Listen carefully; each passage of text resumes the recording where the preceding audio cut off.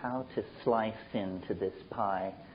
I try to never do it the same way because I don't want to get bored, but that lays a sort of obligation on me that I'm not always able to meet.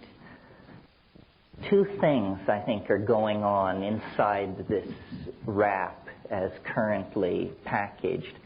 First of all, I'm very interested in talking about the impact of psilocybin on human evolution and values and institutions. And then, so that you don't think we've just fallen into fringe anthropology 101, I'm interested in taking the insights from that discussion and trying to apply it to the modern or postmodern, as the case may be, dilemma, trying to draw some implication from looking at human prehistory and the set of factors that were in place at the moment of human emergence. And since I feel pretty much among friends and fringies here, it doesn't trouble me to confess that my book, Food of the Gods, I really conceived of as a kind of intellectual Trojan horse. It's written as though it were a scientific study. Footnotes, bibliography, citations of impossible to obtain books, and so forth and so on. But this is simply to assuage and calm the academic anthropologists. The idea is to leave this thing on their doorstep, rather like an abandoned baby or a Trojan horse, and they will open their doors to it and take it inside, only to discover that out of this very staid, rational discourse pour the self-transforming elf machines from hyperspace with their own agenda. I feel like I should say this, it's more for my ease than yours, that I reached the conclusions that I now espouse through skepticism, reason, rationalism, and tough argument. So it may sound ditzy, flaky, and soft-headed, but that's just because you're hearing it wrong. The guiding input was experience. And in a way, what we're gathered here to talk about tonight is an experience which is not only rare, transformative, challenging, but also, for reasons which we'll probably get around to, illegal. So it's a very peculiar situation. Very few experiences are illegal. And our models of the world are built up based on our experience. So if you make an experience illegal, you're essentially saying it is off limits for model building. You can't include that in your model because it isn't really there in some sense. And this is the situation in Western society vis-a-vis the psychedelic experience. To my mind, the psychedelic experience is as much a part of being human as sexuality, personal independence, child rearing. These are the things which are scripted into us as opportunities for exercising our peculiar situation vis-a-vis the phenomenon of being. And a society which would deny that is a society whose secret, or maybe not so secret, agenda is the infantilization of its citizens. I mean, if we are not capable of dealing with these things, then who is? And are the people who made the rules, did they carefully, conscientiously, and at depth explore these dimensions and decide they were unfit for human consumption? Or was it done more hastily, more mindlessly, and with more fear?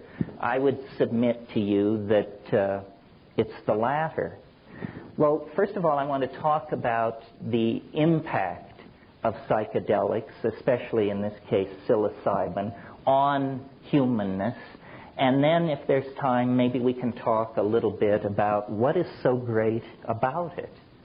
I had a philosophy professor once, Paul Feyerabend. Some of you may know his books. And he opened his Epistemology 101 course by saying, I'm going to teach you what truth is, and then I'm going to teach you what's so great about it. Well, I won't claim to teach what the psychedelic experience is. That you will have to find out on your own. But I think it is legitimate to discuss what's so great about it. You know, are we, by any measurable index, superior or inferior to people who do not have this experience? Because if not, then really the psychedelic position is no more than a kind of cult to be lined up along with Roman Catholicism and all the other cults out there. Speaking as a former member, of course. Well, my notion of the way to legitimate the importance of psychedelics is by showing, and I think one can show in fairly short order, that these things are not alien to the human experience or ancillary or the province of uneducated little brown people down in the rainforest or anything like that. I submit to you that the psychedelic experience and the impact of psychedelic plants on human beings is central to understanding who we are and how we got this way. And if we can explore this issue and convince ourselves that there's some merit in this point of view, then it will do more than rewrite the annals of a staid science like anthropology.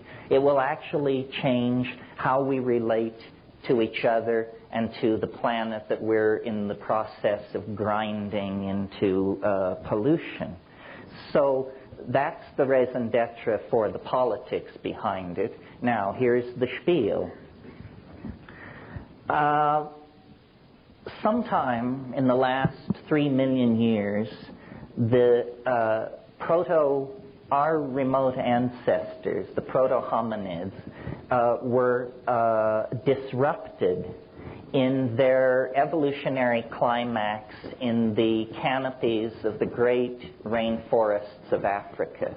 You see, most animal species evolve into a niche, tighter and tighter and tighter. We see this with termites and cockroaches and most life forms. This is what happens to them.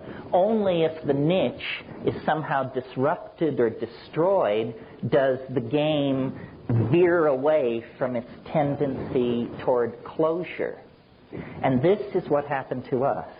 Our remote ancestors would have lived happily in the climaxed rainforests of Africa, in the same way that primates to this day live happily in the climaxed rainforests of Indonesia and South America, but for the fact that the dynamics of the planet, and this ultimately is, if we're looking for a cause, or some people would say a villain, then it's the climatological dynamics of the planet which began to limit these rainforest habitats.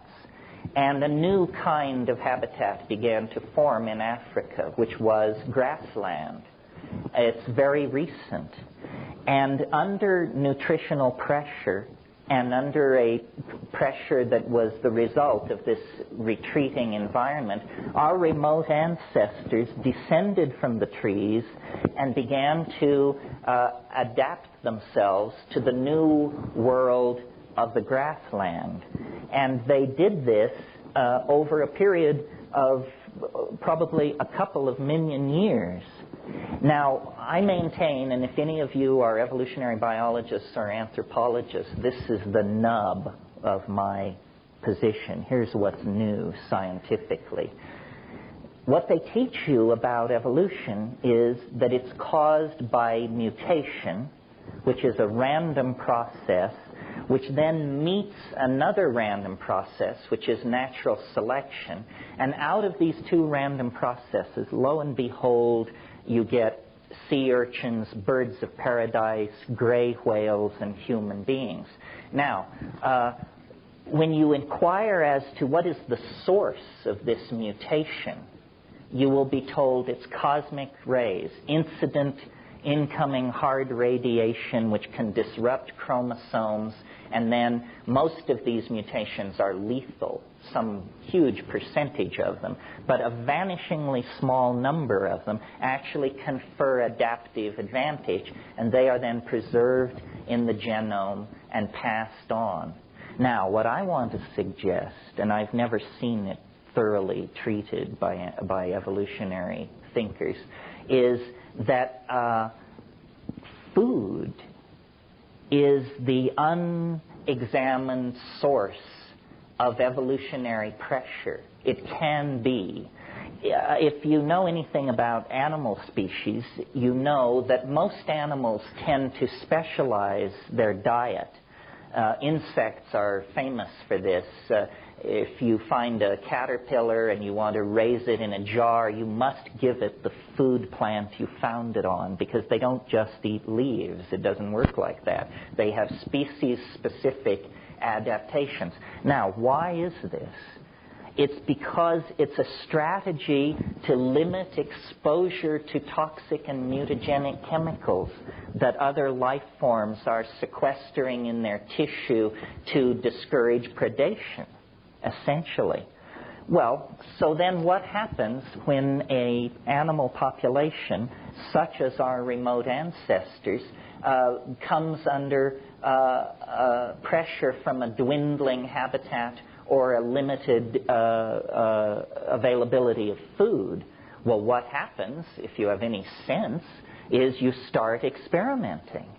You start digging up roots you never thought about before and chewing on them. You start eating leaves. You start eating insect protein. You experiment with the slaughter of small animals and so forth and so on. And this is precisely what our remote ancestors did. This is the much lamented transition from fruitarian holiness to predatory carnivorous messiness. But had we not been willing to lower our gourmet standards, we would have entered the fossil record at that point. So here we have these proto-hominids foraging into this new grassland environment, beginning to beat on prairie dogs and stuff like that, and simultaneously, as we all know, evolving in this African veldt environment were great herds of ungulate animals, proto-cattle, bison, wildebeest, antelopes, many, many different kinds of animals. And one of the curiosities of nature is that many mushrooms prefer the dung of ungulate animals to just going out and making a deal with the raw natural environment. They like the leavening that goes on with vegetable material when it passes through the double stomach of an ungulate animal. As a headline, what this means is mushrooms grow in manure. And so our remote ancestors, testing for insects and eating small animals, would certainly have encountered the so-called coprophytic or coprophilic, the dung-loving mushrooms. And they would have tested them for food. Years ago when I was in Kenya, I observed baboon troops in this very environment we're discussing, and their habit was they were very interested in cow pies, because they had learned from experience that if you rush over to a relatively old cow pie and flip it over, there's a high probability of beetles or beetle grubs under there, and so these were vectors for food getting. Well, I did not observe mushrooms in Africa, but I observed mushrooms in the Amazon, and they can attain the size of a dinner plate. I've never seen them in cultivation quite that large.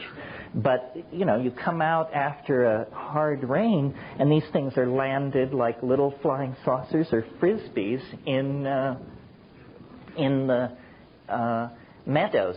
They would certainly have been tested for their nutritional potential.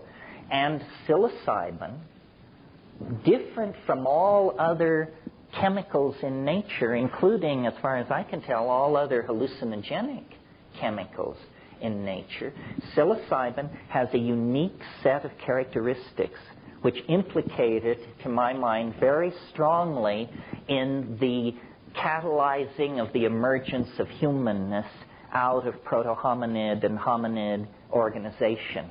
And it works like this. It's very relatively easy to understand as major scientific breakthroughs go. At least you're not going to be asked to do any partial differential equations this evening.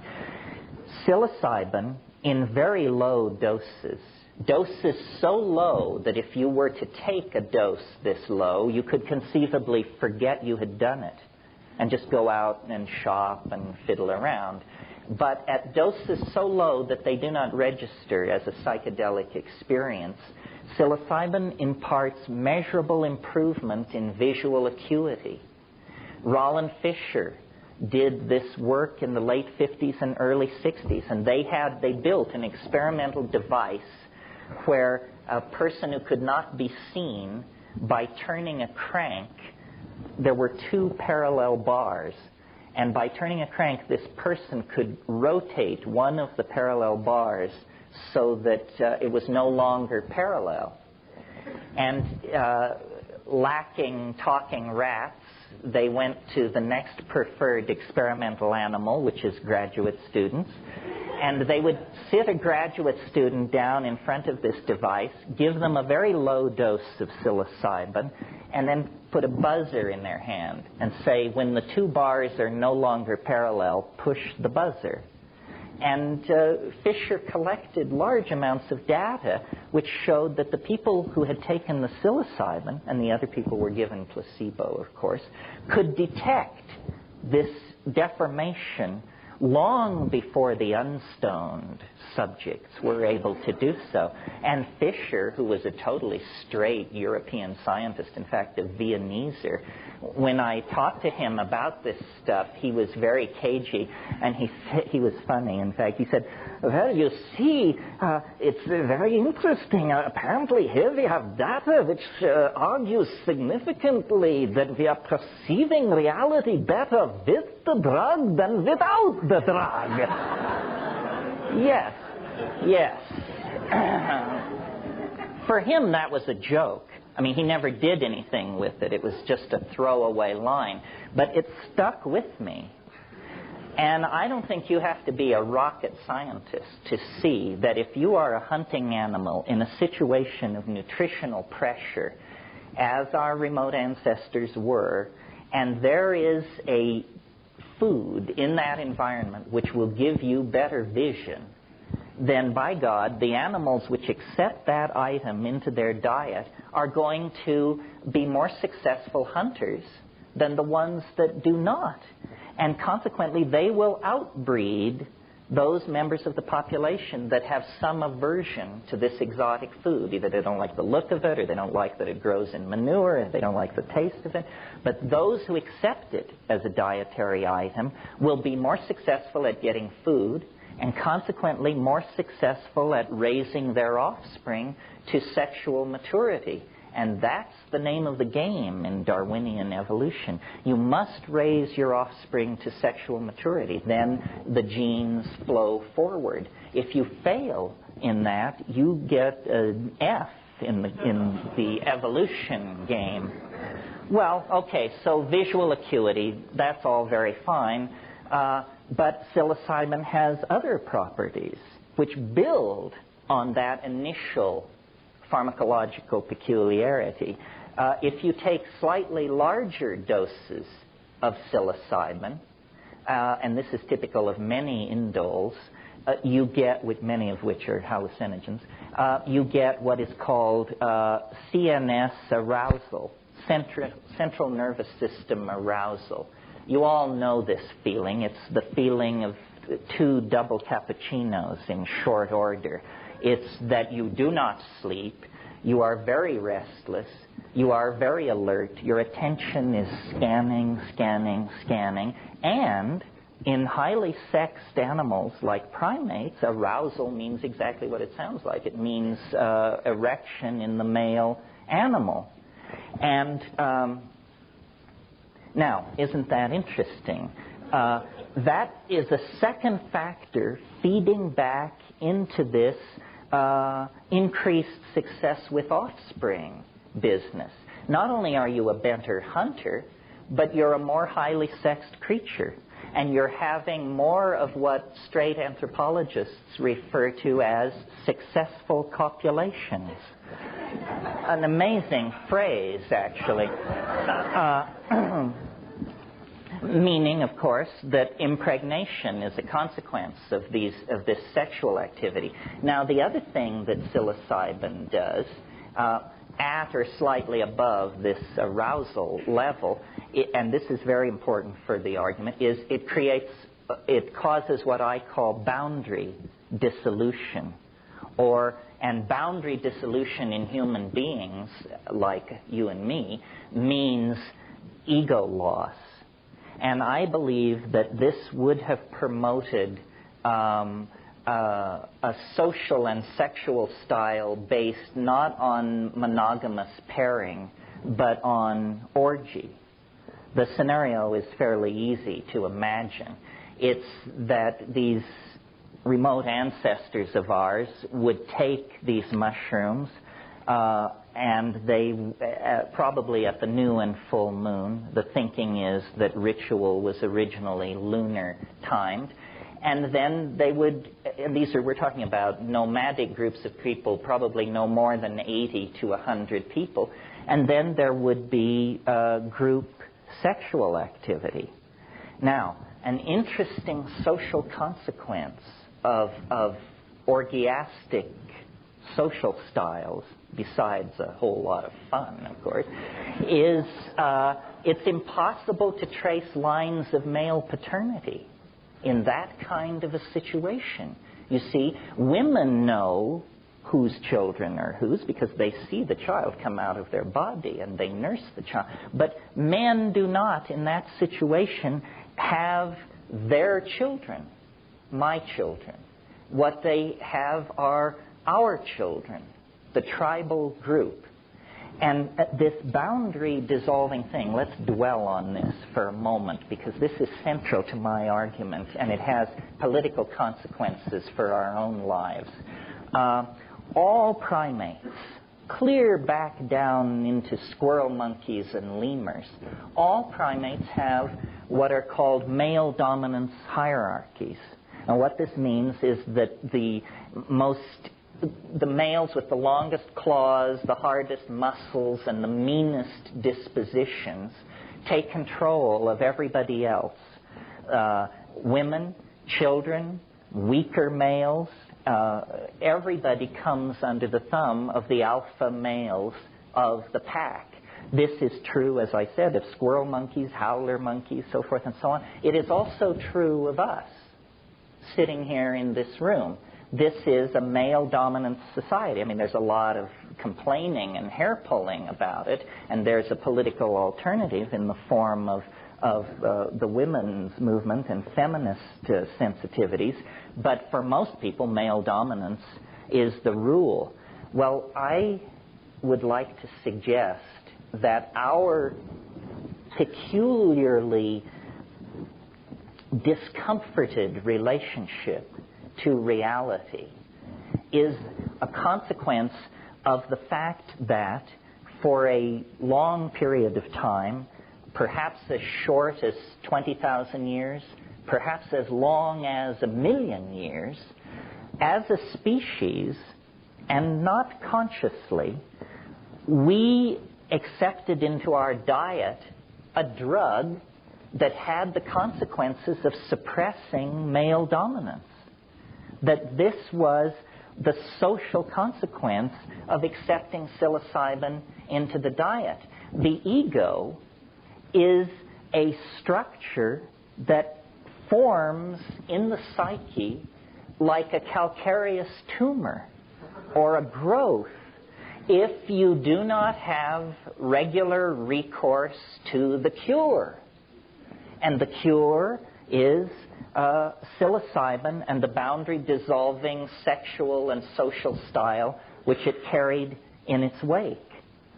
So the reason that we, as a people, are haunted by the idea of a lost paradise, a perfect world sometime in the misty past, is not, Mircea Eliade called it the nostalgia for paradise, and thought it was a kind of a longing that had no basis.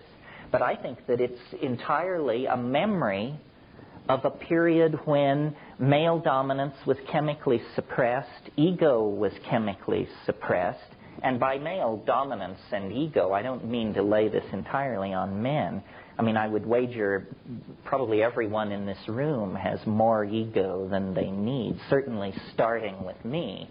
And that's part of the paradox that you're supposed to enjoy in this, is the ambiguity of me preaching the loss of ego.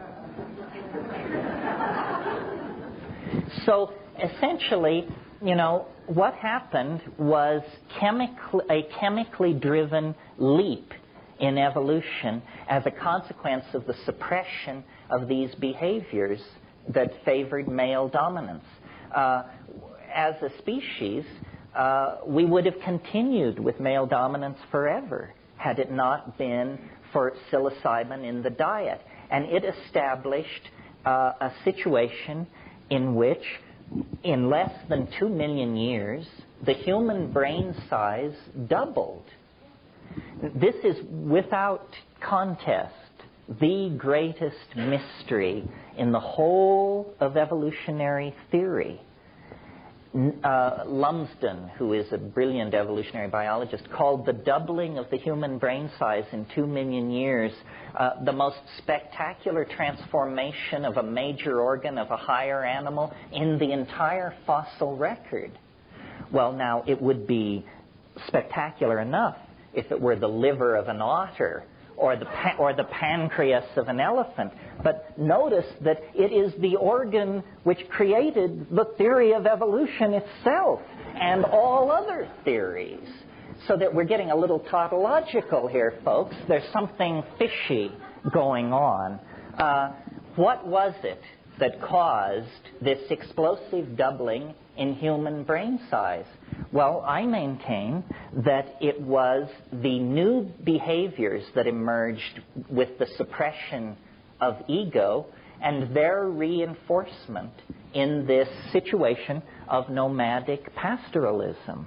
And that there was a period, let's call it from the melting of the last glaciers in Tel Çatalhöyük, 6,500 BC, there was a period when men and women were in balance with each other, children and adults were at peace with each other, and human beings and the planet were at peace with each other. And then it was lost. And we fell into history. The long slog toward Armageddon is what was initiated in its place. Well, now, if it was so wonderful, why would anybody ever let go of it? Why was it lost? Well, we have to go back to the very forces which created this situation. Remember, I said it was the climatological dynamics of the planet created the grasslands in place of the rainforests. Continuation of those processes turned those grasslands into desert. And where there once were water holes, running rivers, grasslands, and vast herds of animals and their human symbiotes, suddenly there was encroaching desert. fewer water holes. The mushrooms began to be seasonal, began to be located only in the rain shadows of mountains. The great mushroom festivals, which had been at the new and full moon, became solstitial, and then equinoctial, and then, biennial or something. Anyway, you get the picture. It was fading. And I don't think people took this lying down. No pun intended. I think that there was great anxiety about the fading of the mushroom and the loss of the sacrament. And so these people searched for a strategy for preservation. Well, in a world without refrigeration, there is only there are two strategies for preservation of a delicate food like that. One is air drying, which is not terribly satisfying because as soon as a rain cloud comes along, your dry stuff absorbs moisture out of the air and turns yuck. And so the only real option is preservation in honey. And this was done, I'm sure. It's still done in Mexico to this day in remote mushroom-using villages. People preserve it in honey. Now, the problem here, and this is a lot, my book goes into this kind of thing a lot, because food of the gods. Because what food of the gods is really about are the hidden factors that drugs lay upon us that we are not even aware of. And if you are attempting to preserve a hallucinogenic mushroom in honey, what you have to be aware of is that honey itself is potentially a psychoactive drug. Honey will turn into mead. It will ferment into a crude kind of honeyed alcohol. Well, if the mushroom brings suppression of ego, group sexual activity, and the formation of group values, what does alcohol bring? Alcohol has two effects primarily. It lowers sensitivity to social cueing at the same time that it confers an exaggerated sense of verbal facility. In other words, people turn into jerks behind this. I mean, you only have to go to a busy singles bar somewhere here in Boulder and you will see the alcohol ambiance being acted out right in front of you. So, and it's perhaps not so true of our generation, but I think probably for 1,000 years nobody got laid in Western civilization unless they were juiced, because Christianity was laying such a heavy trip on everybody, and people barely took their clothes off. In other words, you had to become blindly intoxicated to do what comes naturally. And I think up until very recently, how many women have their first sexual imprinting in an atmosphere of alcohol abuse? I mean, some huge percentage, I imagine. So that is the story, basically, of the fall into history. The loss of this mushroom cult happened right at the time that we were inventing agriculture. And agriculture and the suppression of orgy have something in relationship to each other on two unrelated levels. First of all, you suppress orgy because once you have agriculture, it's no more about psyching yourself up for the great hunt. It's all about getting up before dawn and going out and hoeing the weeds out of the crops. So it doesn't promote a party mentality. The other thing is that as human mental capacity was evolving, remember that exploding brain size, as human mental capacity was evolving, women in these nomadic groups began to notice a curious fact, which was every year they would return roughly to the same places they had been the year before, and in the discards from last year's camp, in the midden, they would discover food plants growing. And some brilliant woman or group of women put it together and said, aha, we buried food here last year, and now there is food here. Must be something about putting food into the ground gets you food. In other words, they were able to cognize a cause and effect relationship that were separated over many months of time. At the same time that women were putting this together, men were noticing that the act of sex had certain consequences 9 months later. The same perception had different impacts on both sexes, but it was an ability to coordinate a temporally separated cause and effect. Well, once men got onto the notion of male paternity, they realized that these aren't our children. Some are mine. Some are somebody else's. And from that notion, you go to my child, to my woman, to my hunting area, to my weapons, to my SIB group. You get it all, you see. The ego is born, and it is born in an atmosphere of complete paranoia.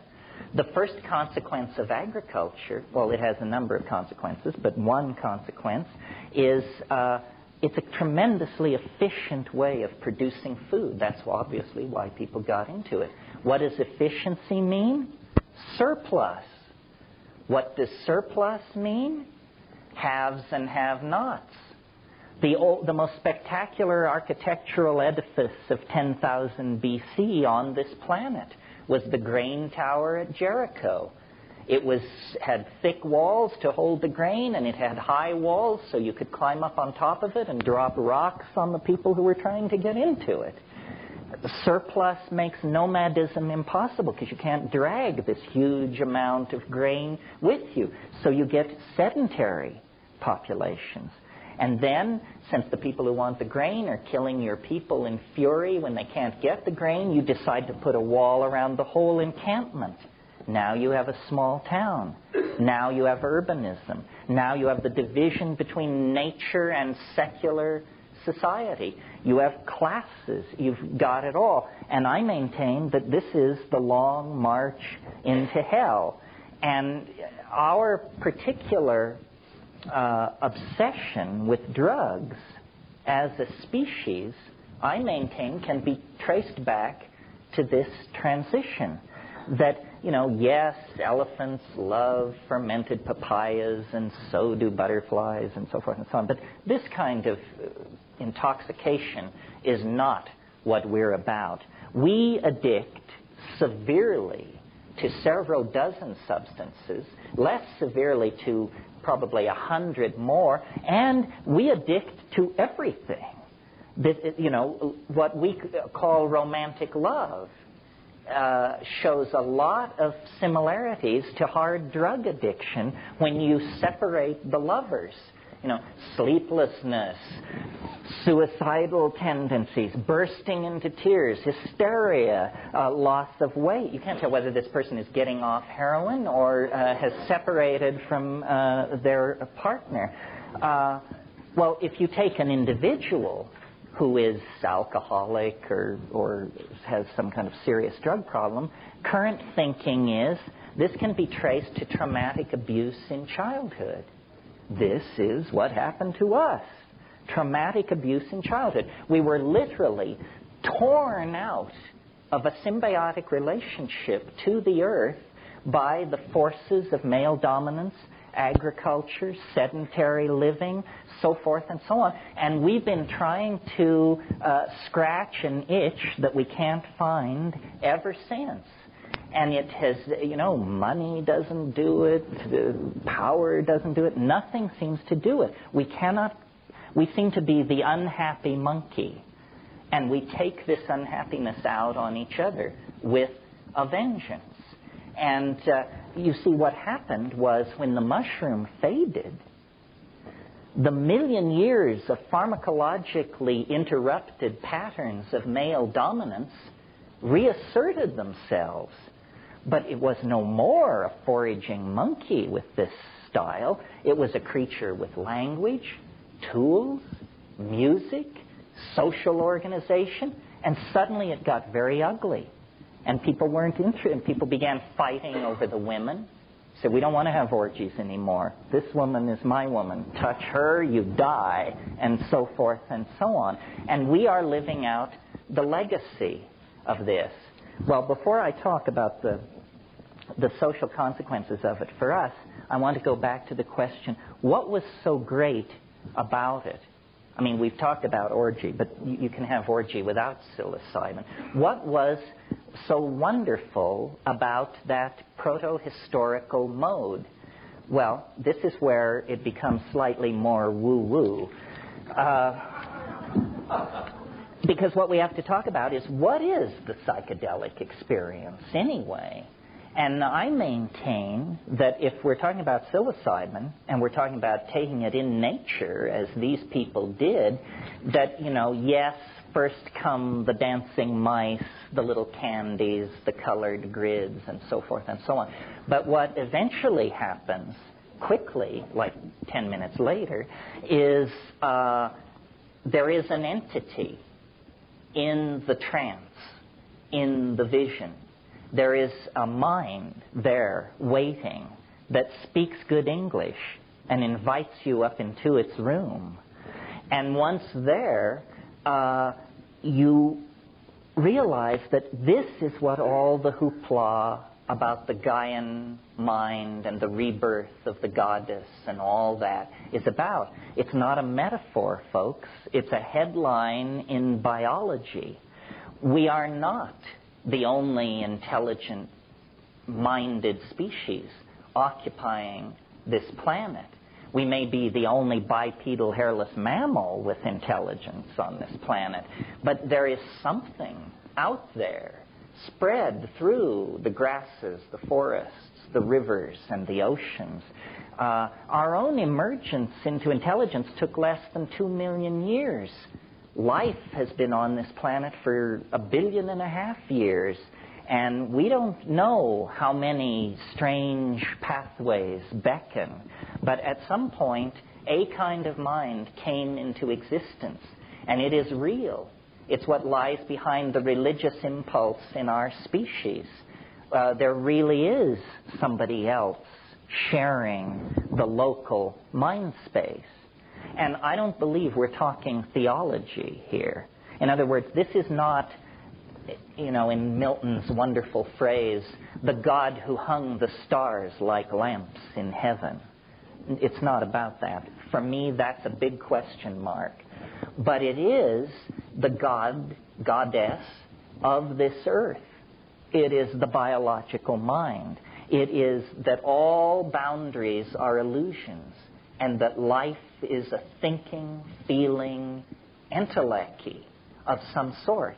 And we are just like a little droplet that has somehow escaped from the river of cognition and now imagine that we're the only water in the cosmos. Not so, it turns out. The reason the psychedelic experience is so baffling and transformative, even as we sit here with your heads full of Heidegger and Husserl and, I don't know, Wilson Phillips and all this stuff, is because in contact with that, we have no more sophistication than our orgiastic, mushroom-munching ancestors. Civilization doesn't give you a leg up on this stuff. In fact, it makes it harder to figure out what's going on, because we have defined nature as dead. Atoms screaming through empty space, ruled by tensor equations of the third degree. That's our picture of what nature is. That isn't what it is. It's a mind of some sort. Okay, what is the implication of all this? Is this just some kind of fringo anthropological revisionism? No, it isn't, because the fall into history and its consequences is, at this point, a loaded gun held to the head of the entire planet. We are about to pull over the soup cauldron. And if we do this, then 2.5 billion years of evolutionary advance will be shot. Nobody else ever dropped the ball. So, we appear to be vying for this peculiar honor. If we do not awaken to the consequences of ego, then we are going to run this system right over the edge. The whole thing which characterizes our dilemma as a global society is our inability to feel the consequences of what we are doing. We've got the data. The ozone hole is disappearing. The planktonic life in the sea will die if it does. That will disrupt the food chain. The world food supply will drop by 60%. Everybody who isn't white as a sheet will have to starve in that case, and so forth and so on. I mean, we actually toy not only with our own extinction, but with the extinction of all life on the planet and with the extinction of the idea of dignity and decency itself. Well, I'm not in this psychedelic game because I think it's easy or because I think it's going to be a cinch. I'm in it because I think it's the only game in town. If hortatory preaching could have done the trick, then the Sermon on the Mount would have turned the corner. If cautionary data flowing back to ruling institutions could do the trick, then sometime after Thomas Malthus, people would have begun to hit the brakes. Nothing seems to work. We're sick. We need pharmacological intervention. The ego is permitting us to slowly, not so slowly, commit suicide. And, the fact that we cannot act collectively, that we are suspicious of all forms of collectivism, that we really are all for one and one for all is not our style. Instead, what we have going is a catfight. And, no less a straight person than Arthur Koestler, in a book called The Ghost in the Machine, said humans are so wired for beating the brains out of woolly mastodons. That's what evolution has equipped us to do, not negotiate weapons treaties and destroy bacteriological factories. We have to force our evolution. We have to chemically restructure the primate brain so that we do not commit suicide. And the only way to do it in the time left is for the psychedelic community to stand up on its hind legs and roar. And, maybe they'll build camps for us. But the point being, I think there's a moral imperative to try what works. I mean, in the 60s, psychedelics were called consciousness-expanding drugs. A good old phenomenological description. Well, if consciousness does not loom large in the future history of our species, then what the hell kind of future is it going to be? No future at all, I maintain. So if there is even the slightest iota of possibility that these things do what I'm saying they do, then we need to get Johnny Quick on it and check it out, because we may be beyond the point of no return right now. Nobody knows how bad this ozone hole thing is, or what's locked up at Rocky Flats or behind the Iron Curtain or dumped in the Arctic Ocean. We may be past the fail-safe point right now, folks. There is no time to lose. It is time to engage the powers that be in a little more serious dialogue than the just say no horseshit that's been peddled recently, because we're talking about the survival of life on the only planet that we are certain has life on it. This may be the site of a cosmic experiment with universal implications, and it rests in our hands. Everybody here tonight is here because a whole bunch of people didn't drop the ball. And, you think you've got problems? 9 times in the last 1,000,000 years, the ice has moved south from the poles, miles thick. No antibiotics, no electronic communication, nothing. And I'm sure these people were miserable and they dragged through it, and they lived, and they passed it on. Now we're it. And we will be judged the lamest of the lame if we cannot come to terms with this and begin to talk about what is going on. This is not obscure. As I said, I view the psychedelic experience as central to humanness, as our sexuality. We cannot allow dominator institutions to infantilize us and to tell you where your mind can and cannot go. We even have a piece of paper locked up in a vault in Washington, D.C. that guarantees life, liberty, and the pursuit of happiness.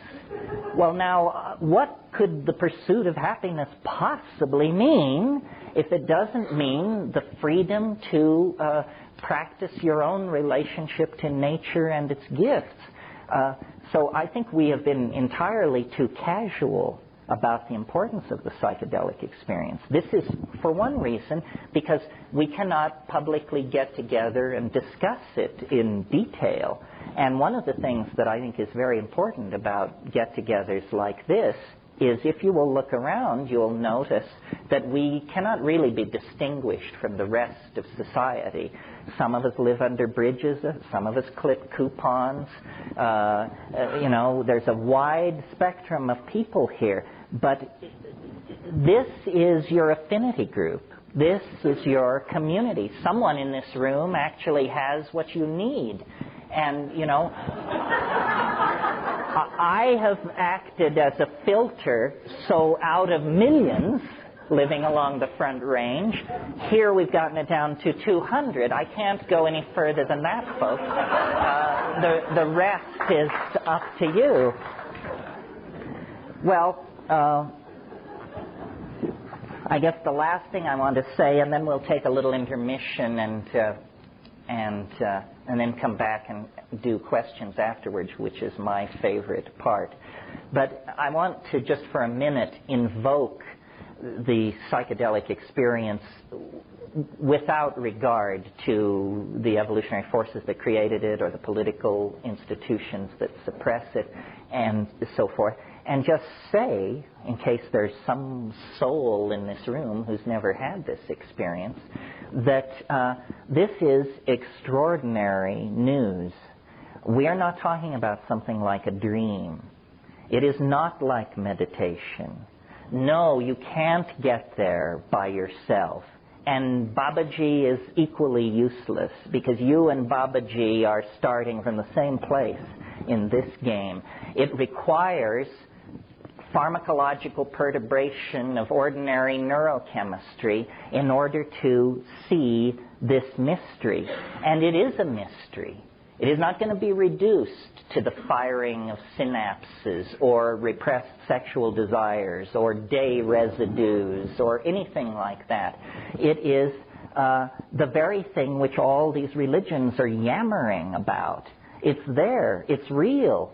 I mean, if you think that the world is empty of adventure, then you just haven't been hanging out with the right crowd. I mean, on a Saturday night, within the confines of your own apartment, on 5 grams of psilocybin mushrooms in silent darkness, I guarantee you will believe that Ferdinand Magellan should take second place to you.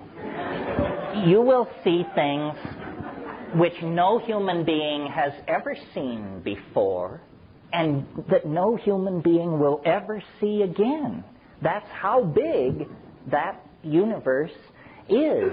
The incredibly constricted space-time locus of the here and now that evolution has forced upon us for survival purposes is simply one point in an apparently infinite hologram of explorable data that is the human world. I mean, the entire world of every science fiction novel and story ever written is minuscule compared to the universes of strangeness and peculiarity that are accessible to any one of us, if you will but apply the method. And if you're not willing to apply the method, then, you're going to sweep up around the ashram till hell freezes over and not understand what is going on.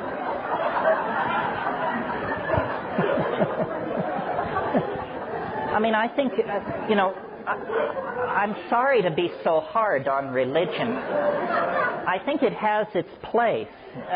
Its place is the inspiration of ethical behavior. Religion should teach ethical behavior. But it has very, very little to say about the mystery of being other than that it's there. And that's not practicing religion. Practicing religion is dancing with the mystery, losing and finding yourself in the mystery. And people often say to me, well, how does this relate to other forms of spiritual work? Well, the answer is maybe not at all. I mean, I've certainly taken a lot of psychedelics, and I think I see no sign of spiritual attainment or ethical perfection or anything so la-di-da as that. I don't know what this is all about, but I do know it's ours. It belongs to us. We are the creatures of mind. And 95% of what mind is lies on the other side of the psychedelic boundary. Ordinary consciousness is just like keeping the accounts of life. But there's more to life than the account books. I mean, everything else is out there. The color, the affection, the humor, the terror, the mystery, the incredible strangeness of it all. This is the domain that we want to claim and explore. And if we can find the collective institutional courage to do it, I think this current planetary crisis will be seen for what it really is. And what it is it's not a dying. These are not the last rites for intelligence. This is a birth process. I mean, if you were to come around, if you'd never seen somebody give birth and you came around the corner and it was in progress, you would be thoroughly, profoundly alarmed. I mean, it looks like an enormous tumor is making its way out of somebody, and they are being split in two, and blood is being shed, and there's pleading and screaming and thrashing. It would be a real leap of understanding for you to say, oh, how wonderful, new life is emerging. This is the way we do it. Well, this is the way we do it. I mean, we are in the birth canal right now of a planetary civilization. Literally, the amniotic oceans of 500 years ago, that's all gone. There is no frontier. There is no going back. The peace of the fetal environment is gone. And now, in transition, literally, the walls are closing in. You can't breathe. You can't eat. You can't find your way. It appears to be the end. But there's light at the end of the tunnel. The problem is that tunnel is in the back of your mind. And if you don't go to the back side of your mind, you will never see the light at the end of the tunnel. And once you see it, then the task becomes to empower it in yourself and other people. Spread it as a reality. God did not retire to the seventh heaven. God is some kind of lost continent in the human mind. And if we will but explore the human mind, we can reclaim these relationships with our own authenticity and shed the childishness of historical existence and gender politics and all the rest of it, and move on to the real business of establishing a real civilization. Thank you very much.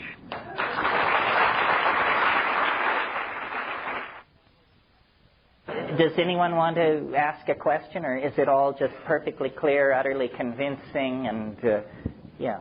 Are there bad effects? Of psilocybin? Bad effects. Somebody once said, what's wrong with DMT? And I said, well, nothing unless you fear death by astonishment.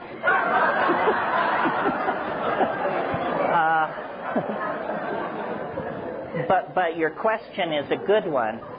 First of all, I talked a lot about how what we have to do is destroy and ablate ego. However, there is a very small percentage of us who have a hard time creating any ego whatsoever. And for these people, boundary dissolution is no problem. Their boundaries are dissolving all the time on them. I would say that they are at the contraindicated end of the spectrum. That if you're fearful already and fighting to keep from being overwhelmed by confusion at what's going on in your life at the paper box factory or something, then probably tossing in mega doses of hallucinogens is not the way for you to do it. Or if you do, if you're just bent on doing that, then I would say do it in the presence of some kind of professional.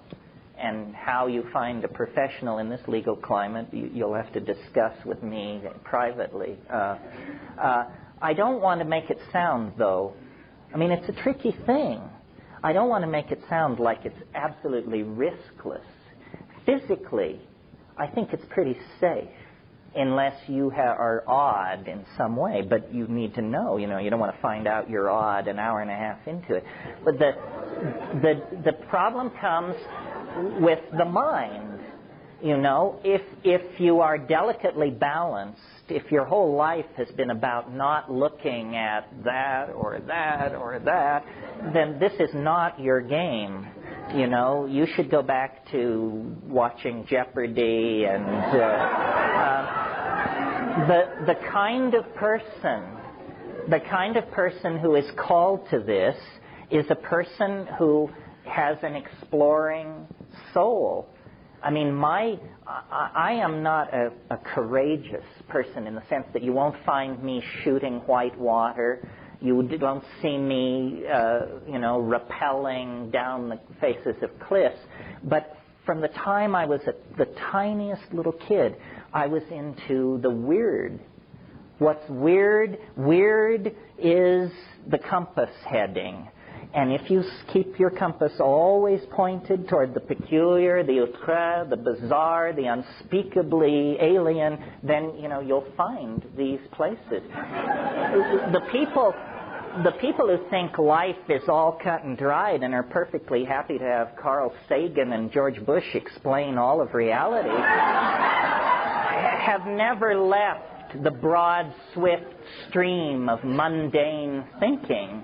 But, off in the byways and tributaries, there's a wonderful alchemical saying, which I generally mangle, but I think it goes something like this. The tallest mountains, the oldest books, the widest deserts, there you will find the stone. And what it is it's a prescription for exploring weirdness. That's all. It's not going to be on MTV. It's not going to be in, God forbid, Esquire. It's going to come from, doing your homework, visiting strange people in strange lands, and checking it out. What I can't give you, to return to your question, is I can't give you a guarantee that it will be fun. The Rolling Stones have that wonderful line, you don't get what you want, you get what you need. This stuff is ruthless. And if there's something that you're trying not to look at, it's going to get you, for sure. But ask the veterans. Most people will tell you, you learn more from the bad trips than you do from the good ones. The good ones are ecstatic and connect you up to nature and other people. The bad ones show you your kinks and your limitations and your thought errors and that sort of thing. It's not an easy row to hoe. That's why I think there's a little bit of social confusion about it.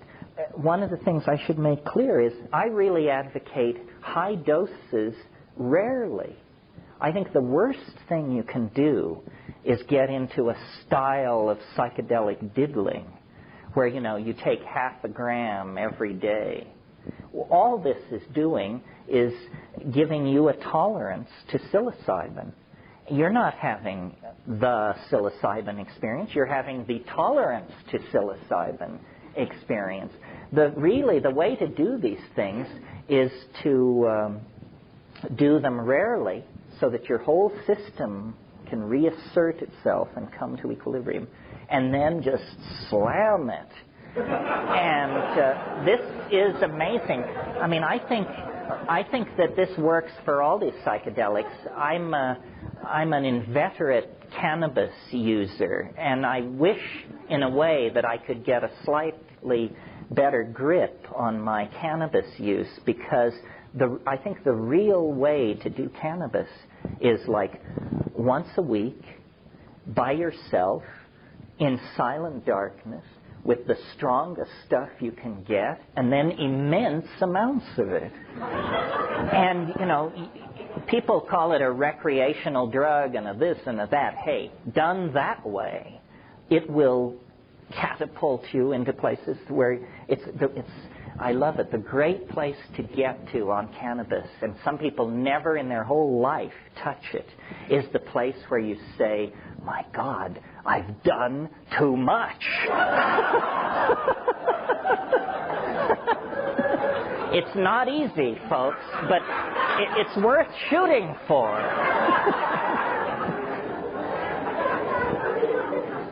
Basically, what you should do is, you know, do some homework, read some books, talk to your friends, and then hang on, Hannah. It's like, you know, it's very much like riding an enormous roller coaster. You know, once that baby rolls out of the station, do not stand up. Do not try to climb out of your car. Shut up and hang on with the faith that most people have lived through this. Somebody else. Yeah. The purple. Yeah, I have 3 real quick literary questions about your writing, and then one important question. Well, having just heard that I'm a pothead, please ask them one at a time.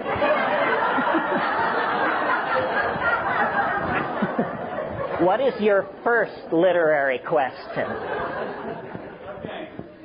One of the assertions that you make is that low dosage was the typical evolutionary mechanism. My own experience is different than that. Many of my associates' experiences are different than that. And we believe that high dosage may have been a more common usage method.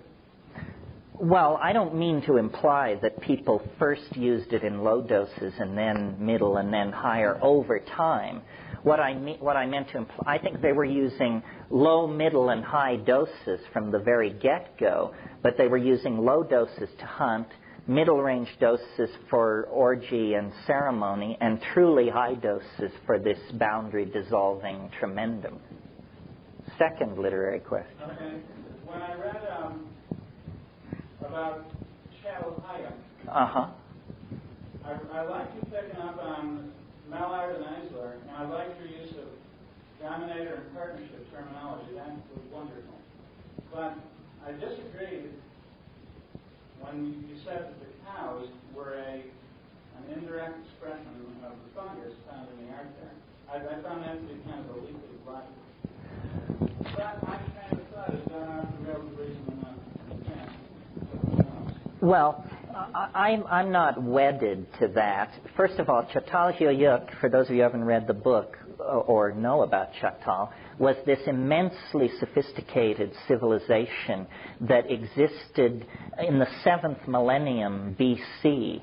We're talking 6,000 years before zero. This civilization existed and was destroyed. And the characteristic of it is shrines dedicated to cattle. And in my book, I argue that this was probably the last outpost of this partnership society. But it was still, I think the real golden age of mushroom use was probably from about 30,000 years ago to about 15,000 years ago. And by the time Chattal-Hayek comes along, it's a fading or yearly or seasonal thing. And now the last question, the important one. One of the assertions that you made earlier was that these indole-based plant hallucinogens actually change people that use them. And the unfortunate thing that I observed is, I can't agree with that assertion. It seems that as many people, it seems like only a really few people are changed by it. Only those who are predisposed to change. And I'd like, one of the questions you asked, does it make us better? Does it make us different? And I'm just not convinced at all. When I see people taking mushrooms and going around doing shingus things and just being as jerky as they ever were, I mean, and going and judging weapon plants, and, I don't see it happening. I'm sorry. Well, It's sad, 'cause it seems like enough. my argument would be that people don't take it enough, and they don't take it frequently enough. That there are a lot of people who really would rather not get loaded, but who feel they must take some psychedelic drug in order to keep membership in their peer group. So what they do, you can always spot these people because their first question at the get-go is, will I be able to drive? I love this question because, it indicates you've got a real tough nut on your hand. In every sense of the word, no, you will not be able to drive. One of the things that inspires me to do this is I want to get to the people who've taken 3 grams of mushrooms and the people who've taken 150 mics of LSD. And I want to convince those people that they never got close to what I'm talking about, even though they had a life-transforming experience and saw things totally differently. They never got close to what I'm talking about. And so what you have to do is convince people to take high doses, and then that's to break them through, and then frequently enough that they don't forget what the deal is. So I think if you take a psychedelic population and divide it into those who have done 5 grams and above, then you will see an exceptional slice, but not the dabblers. The dabblers don't count. And we all can be, or at times, guilty of this, I think. And then, is that your last question? Does that do it for you? Or do you want to be thought psychotic? You choose.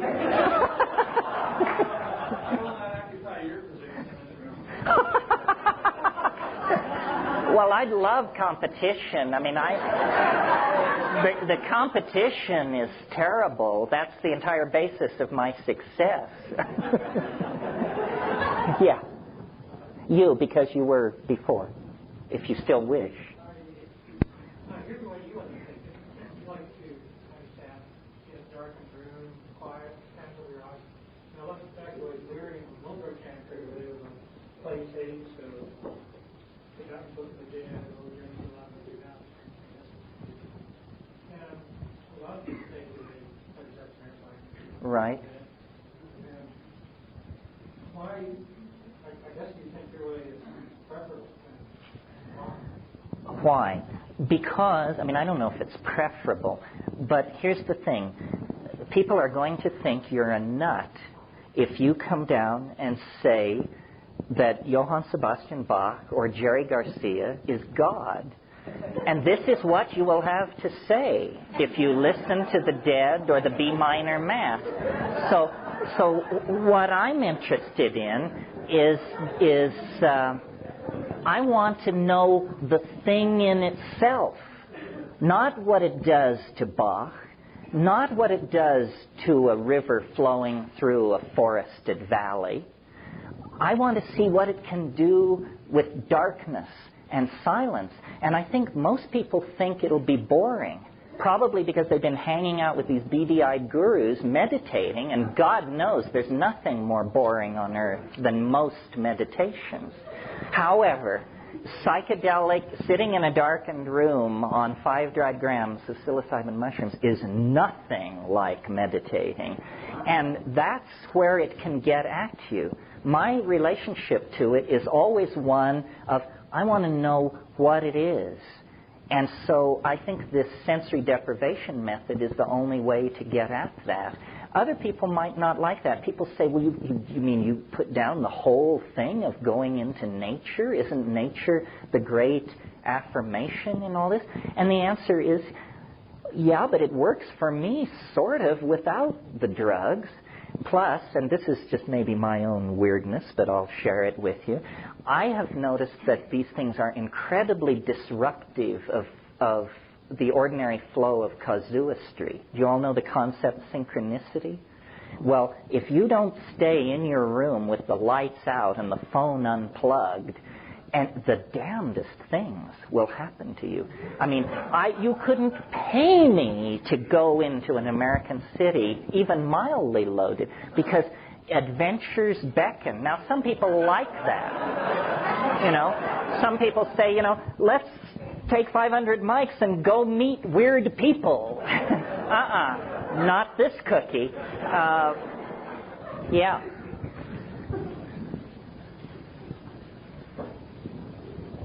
In reply to your statement about what I find happens there is that you create an experience where you are taking in other people's dogma.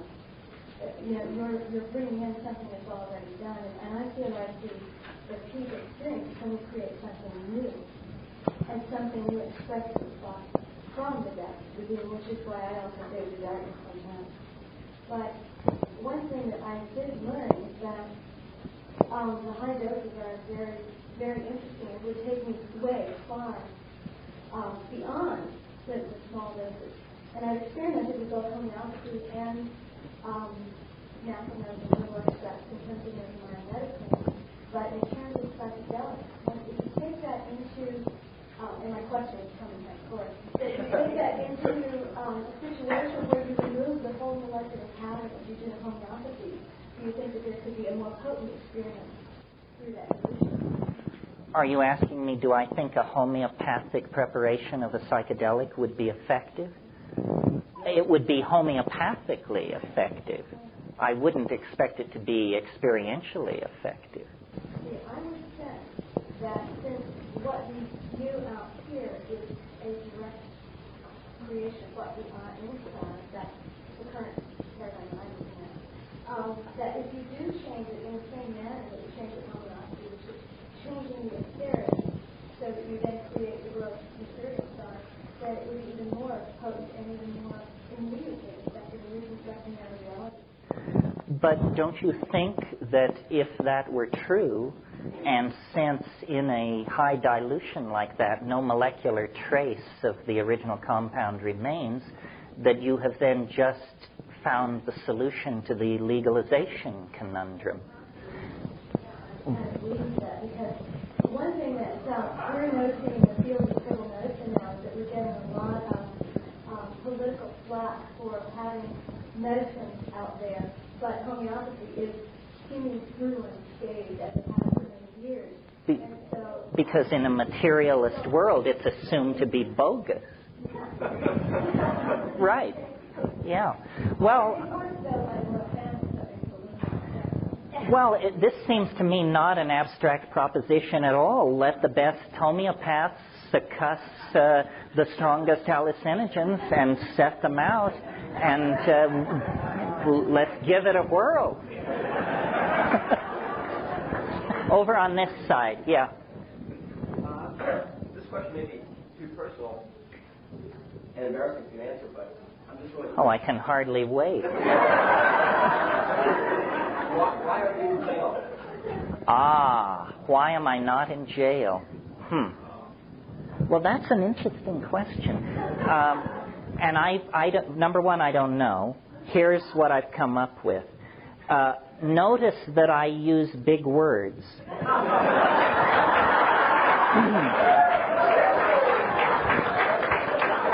I don't try to boil it down to a shoutable slogan like turn on, tune in, drop out.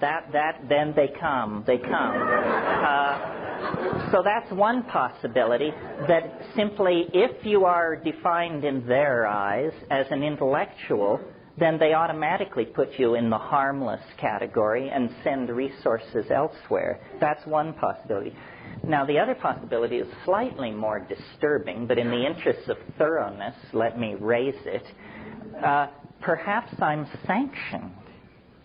Perhaps they decided, we don't really understand what this stuff is, and we can't have a mass movement. But let one guy just kind of keep the pilot light on in case we ever change our minds about this. He will have kept the pilot light on. And the other possibility, which is probably too naive, but in the interest, again, of exhaustive thoroughness, maybe they just haven't noticed yet. You know, Tim Leary, who's a friend of mine, would address 25,000 people at a throw. My crowds are, a couple of times a year, they creep over 1,000. And I think the key is to keep it low key. And we don't want to, Dodger Stadium filled or anything like that. It's very good to atomize it and spread it through. Now, the other thing is, I advocate plant hallucinogens. And people always say, well, what about LSD? I mean, didn't LSD change your life? Didn't it change all our lives? Why aren't you into LSD? And the answer is certainly yes and yes. The reason I'm not into LSD is not having to do with the effects of LSD, which I think are marvelous, but with the fact that a couple of enterprising second-year biochemistry students can produce 6 or 7 million hits in a long weekend. 6 or 7 million hits of an illegal drug. Suddenly, this is the realm of governments and criminal syndicates and revolutionary disruption of populations. My brother and I wrote Psilocybin, the Magic Mushroom Grower's Guide. If you work like a dog for 6 months, maybe you can produce 2,000 or 3,000 hits. So that's the thing. LSD had chemical qualities that made it terrifying to the government. I mean, anybody with $50,000 worth of backing and 2 years of biochemistry could turn themselves into a major threat to political stability in this country. So they slammed that. They're not going to put up with that. The thing I love about the mushrooms is, if you're a dedicated mushroom grower, you produce this piddling amount. And if they come and drag you away because it is illegal, all they get is you. No syndicate collapses, no pyramid disappears.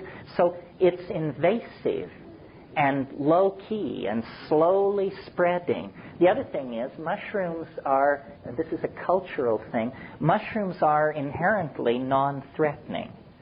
They're absurd. They're what we put decals of on serving trays, and bath towels bear mushrooms on them. It's a kind of silly thing, and so I think that they don't really understand what a powerful hallucinogen this is. Well, that's enough on why I'm not in the can. This woman, yeah.